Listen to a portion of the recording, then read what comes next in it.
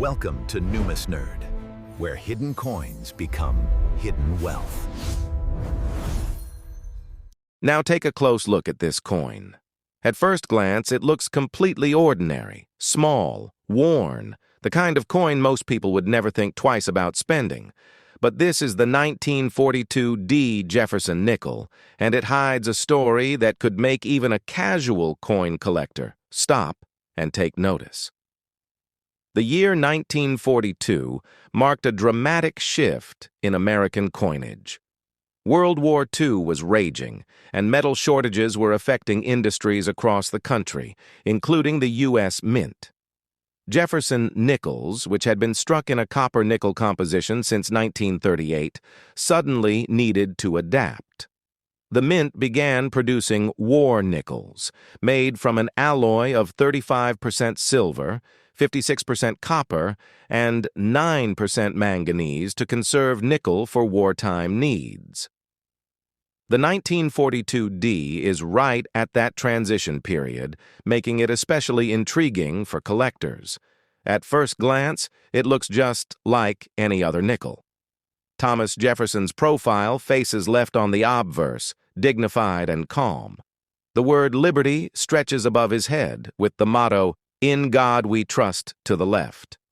On the reverse, Monticello, Jefferson's iconic home, sits proudly at the center, flanked by the denomination and country name. To casual eyes, it's a familiar design, one that has been in circulation for decades, but appearances can be deceiving. The D mint mark, near the bottom of the coin, tells an important part of its story. Coins struck at the Denver Mint in 1942 had a relatively high mintage compared to Philadelphia and San Francisco. Yet even within Denver issues, varieties and errors exist. These small differences are what make certain 1942 D nickels unexpectedly valuable. Collectors pay attention to two main things with these coins: composition and errors. The 1942 D nickel was struck in both the regular copper-nickel alloy and the new wartime silver alloy. Silver war nickels weigh slightly more and have a distinct shine. Listening closely, they also produce a higher-pitched ring when dropped on a hard surface, compared to the duller thud of a regular nickel. These details can be subtle, but for collectors, they are everything. Errors from this period are also highly sought after. Among the millions of nickels produced in 1942, some were struck with doubled dies, off-center strikes, clipped planchets, or die cracks. These were never meant to leave the mint, yet some did, slipping into circulation unnoticed. Most people never realize these mistakes because they can be very subtle. A slight doubling in Jefferson's profile, a distorted rim, or a minor misalignment, these small differences can multiply a coin's value exponentially. Condition, as always, makes all the difference. A heavily worn nickel with a minor error may only be worth a few extra dollars, but a clean, uncirculated error in strong condition can be worth hundreds, sometimes thousands of dollars.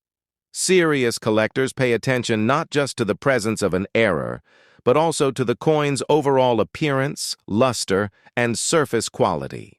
A sharp, well-preserved 1942 D Jefferson nickel can command top auction prices, particularly if it is a wartime silver issue or a dramatic error variety.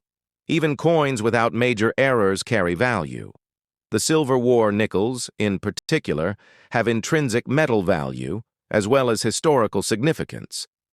They are tangible reminders of a critical period in American history. Wartime production, rationing, and ingenuity all compressed into a 5-cent piece. It's a coin that tells a story, quietly, in your hand. Pause and think about this.